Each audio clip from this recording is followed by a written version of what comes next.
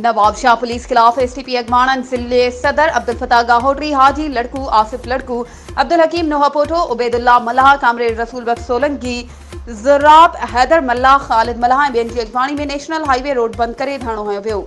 जंहिं करे हज़ारे गाॾियूं बीठी वयूं। उन मौक़े ते मीडिया सां ॻाल्हाईंदे अगमाणनि चयो त नवाबशाह पुलिस एसटीपी जे मरकज़ी अगमाण निसार कीरियो जे भाउ सलमान कीरियो खे नवाबशाह पुलिस कूड़ा केस दाख़िल करे बेगुनाह हाफ ट्राई करे छॾियो आहे,